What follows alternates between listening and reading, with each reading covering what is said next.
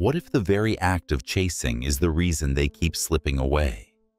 You keep reaching out, hoping, trying harder, thinking that effort equals love. But love, real love, doesn't bloom under pressure. It responds to presence, not pursuit. When you chase, you're not just running after someone, you're running away from yourself. You abandon your center boundaries and peace, all in the name of connection. And ironically, that desperation doesn't bring them closer, it pushes them further. But here's the shift. The moment you stop chasing something inside you, recalibrates. You return to your core. You stop broadcasting need and begin radiating strength. That's when their mind starts spinning. Why has he stopped? Why doesn't he want me anymore? This isn't about reverse psychology. It's about reclaiming energy you gave too freely. Because when you stop chasing, you give them a chance to feel your absence. And in that space, curiosity grows.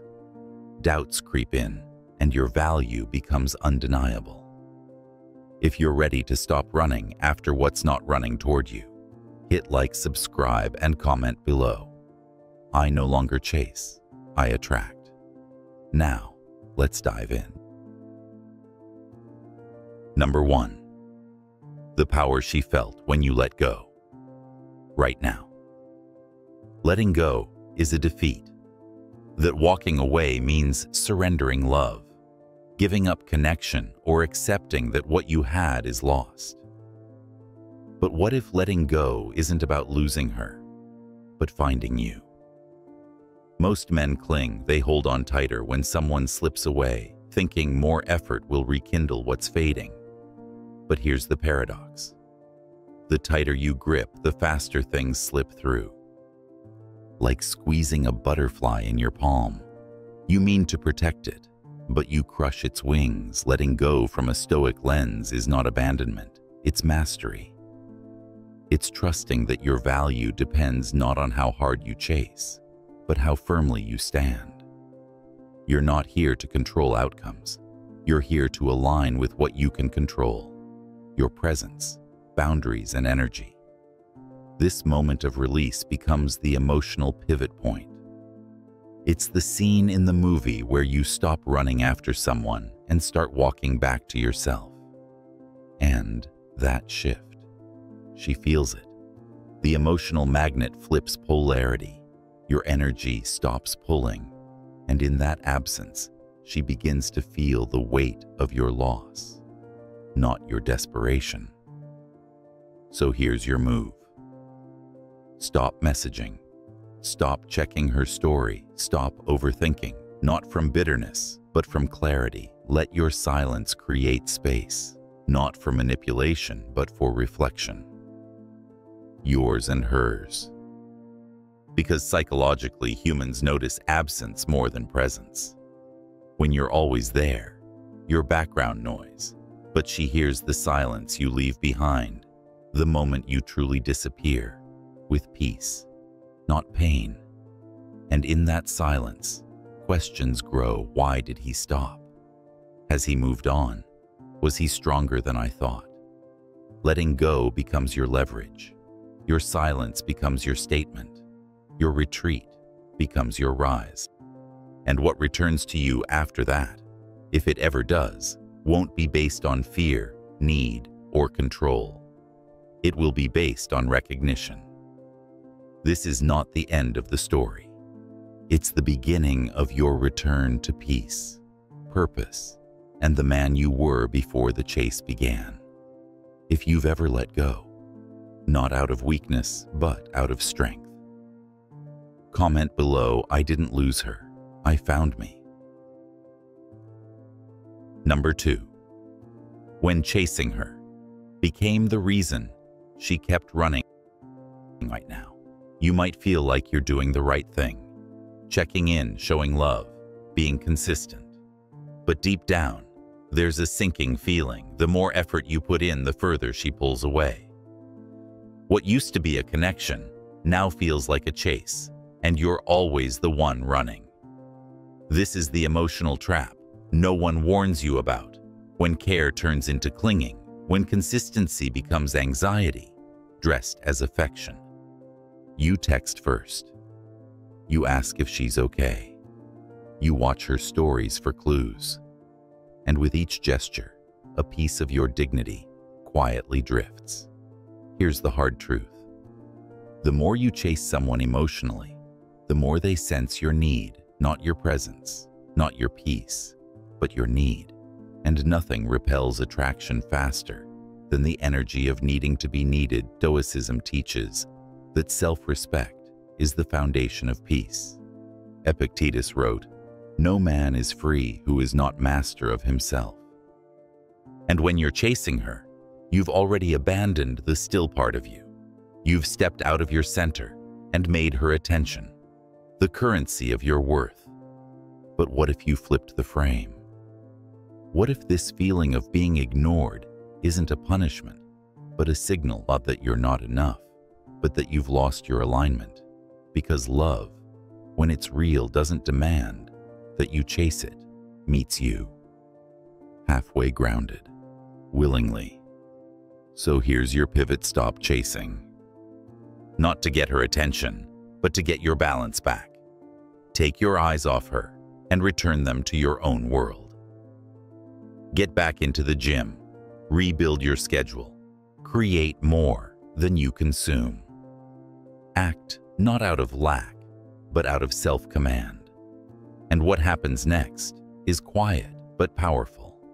Your energy changes, you stop radiating urgency and start embodying calm. She doesn't feel you reaching anymore, and that space, it hits differently because now she wonders, why isn't he texting? Has something changed? Did he move on or did he level up? This isn't about games, it's about gravity. When you stop orbiting someone, they feel the pull of your absence. They miss what was once predictable, and that contrast makes them reflect, maybe even return. If you've ever turned the chase into clarity, write this below. I stopped running, and she noticed the silence. Number 3. When your absence spoke louder than your presence ever could. You were always there, always the first to check in, always the one keeping the connection alive. You thought showing up constantly was the way to keep her close. And maybe for a while it worked. But then one day, she stopped appreciating it. She stopped noticing. Your presence became routine, expected background noise. That's the silent danger of being too available. You stop being felt. In relationships, constant presence often dulls emotional contrast. What once felt like support starts to feel like saturation. She doesn't lose interest because you're unloving, she loses it because she never gets the space to feel your absence and therefore to recognize your value. But then you stop. You stop showing up in the way she took for granted. You don't explain it. You don't make it dramatic. You simply pull your energy back calmly, completely, and suddenly, something shifts. That silence she thought she wanted. It starts to echo. Why hasn't he called? Why did he stop watching my stories? Why does it feel colder now? That's the weight of absence. Stoicism teaches us that restraint is often more powerful than expression. Marcus Aurelius said, "Waste no more time arguing what a good man should be. Be one." And sometimes being a good man means knowing when to stop offering yourself where you are no longer seen. Your absence isn't a punishment. It's a pause. A space where she must confront what you truly brought into her life.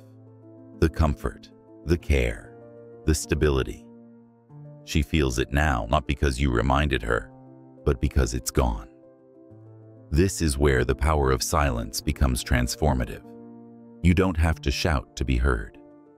When you step back with dignity, you trigger the deepest kind of reflection, the kind that no message or confrontation ever could. And while she's wondering if she made a mistake, you're not waiting. You're realigning with your purpose, with your peace, with the version of you that doesn't need to be present just to prove you matter, because you do matter.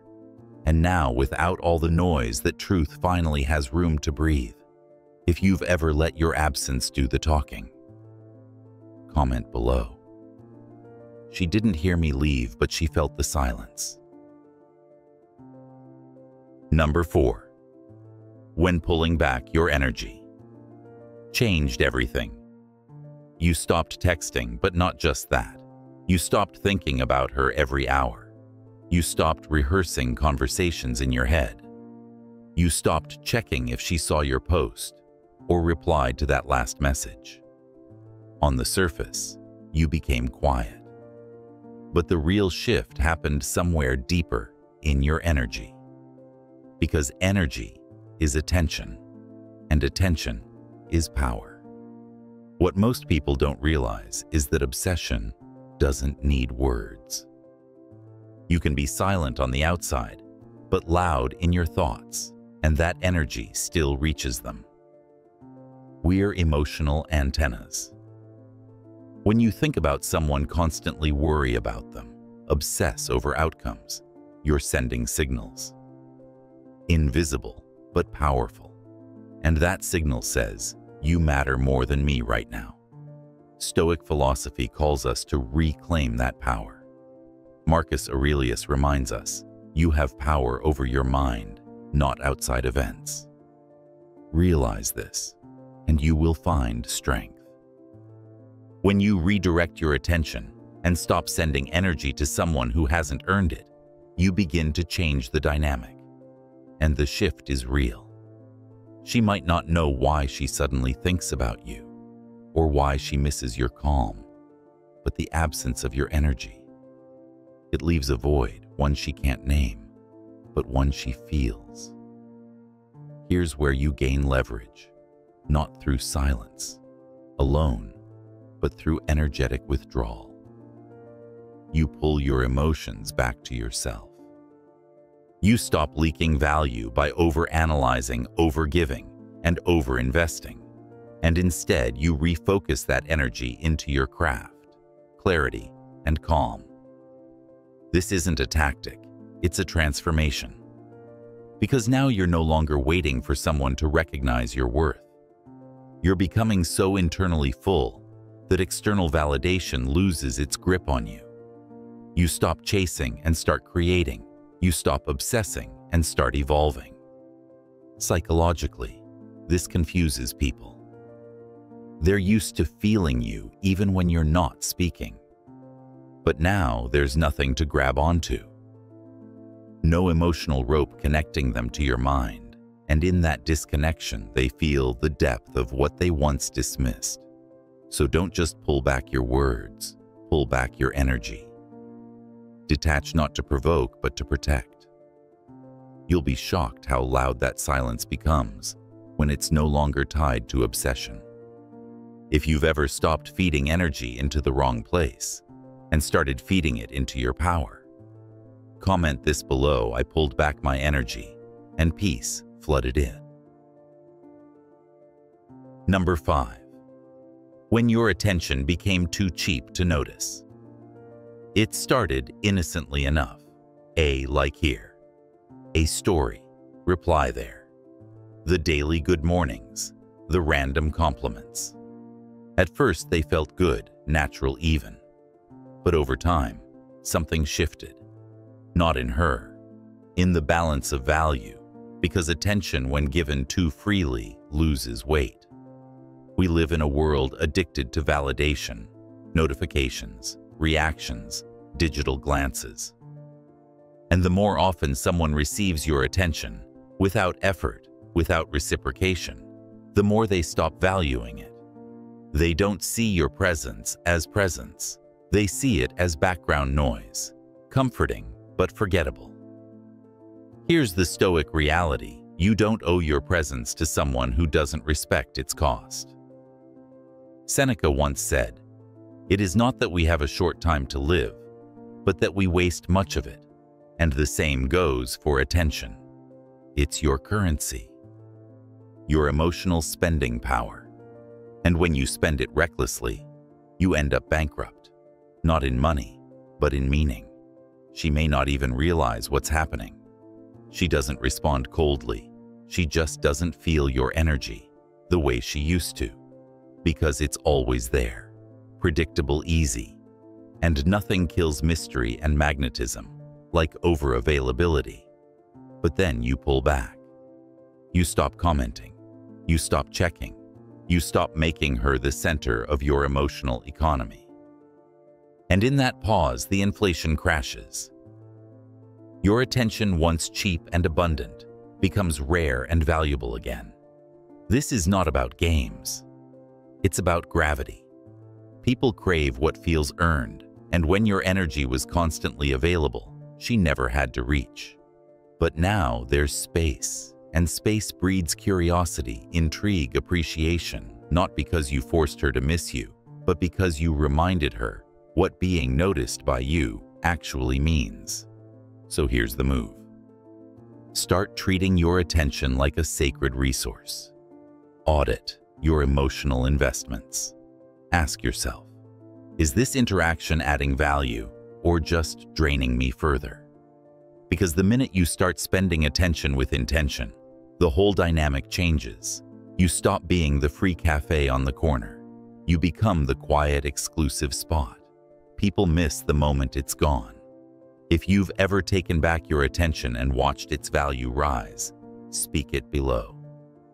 I made my attention rare, and she finally looked up.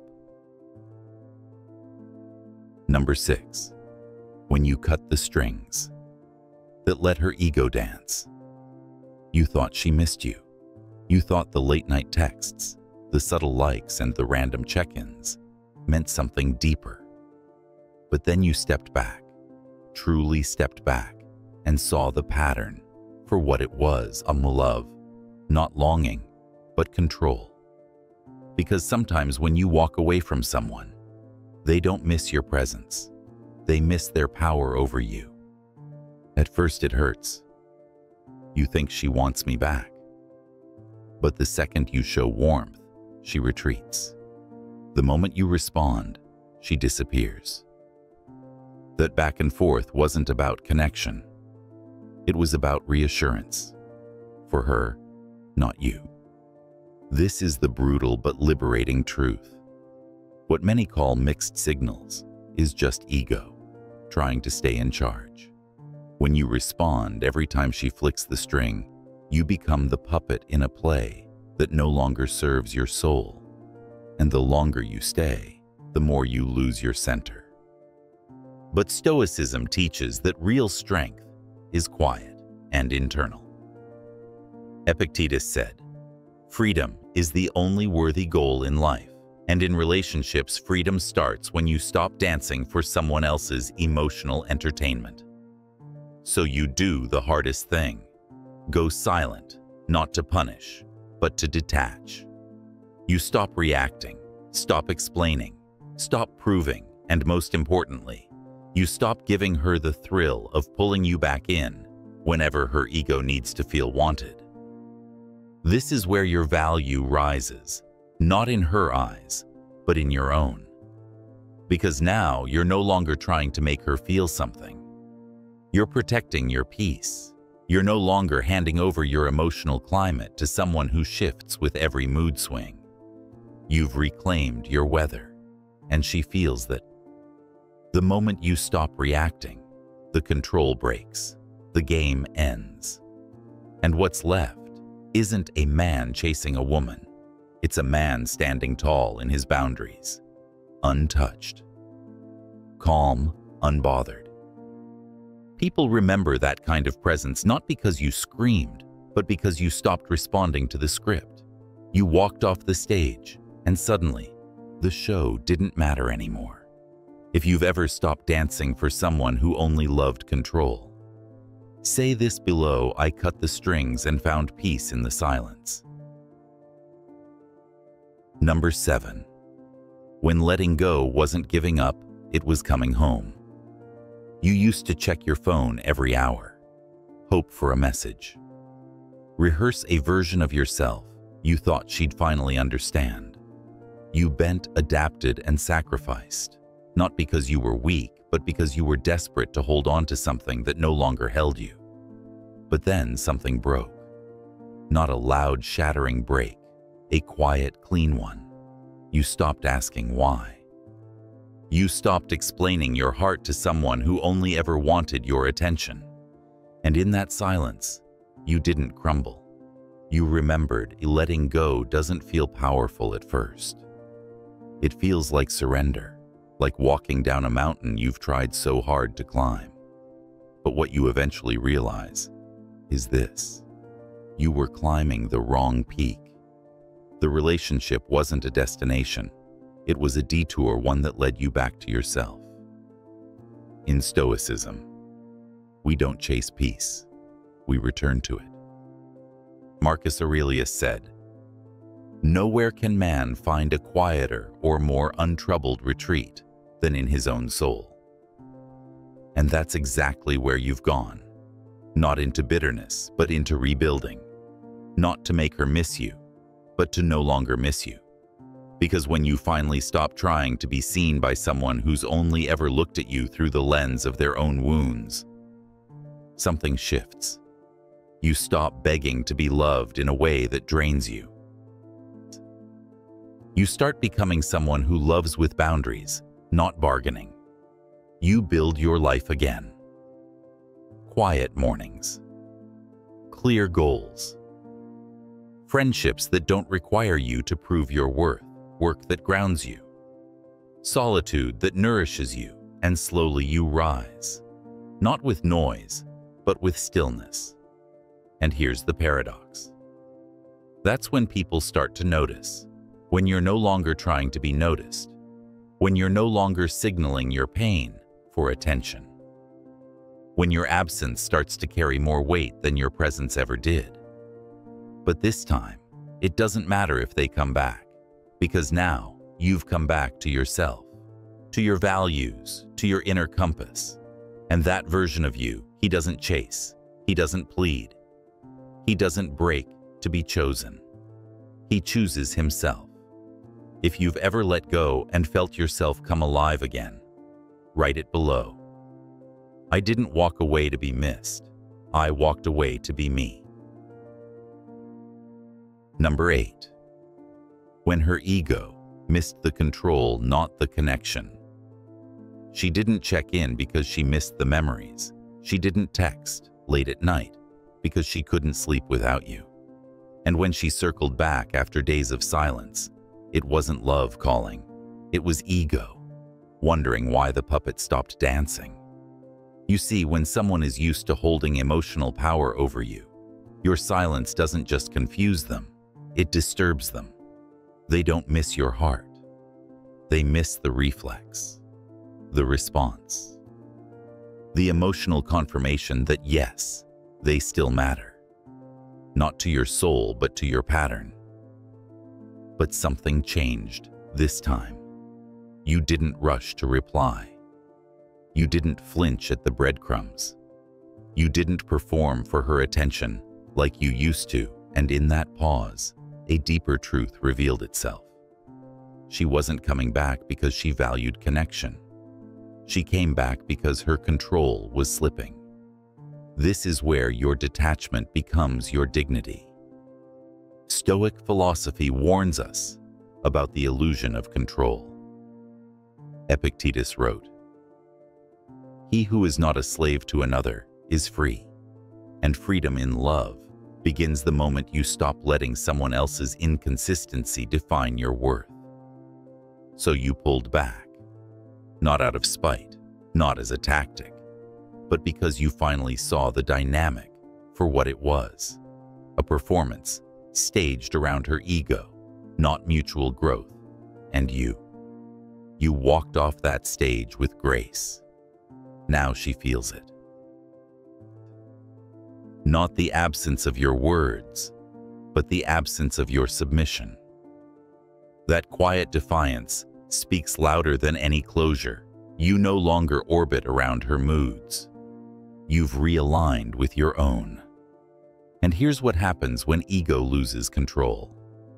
It scrambles, it romanticizes, it creates just enough noise to make you second-guess your peace. But this time you hold firm, because you know the difference between being wanted for comfort and being valued for who you are. She may try again. She may withdraw again. But none of it changes the truth you've already lived. The moment you stopped reacting, the moment you stopped explaining, you took your power back, not to punish her, but to protect you. And that's how emotional control is broken, not by shouting, not by explaining, but by choosing. Stillness over surrender. If you've ever stepped away from control, disguised as connection, say this below. She missed her power, not my presence, and I let it go. Number 9. When you rose and she realized she couldn't reach you anymore. There's a moment she didn't expect. It wasn't when you stopped texting. It wasn't when you didn't watch her stories.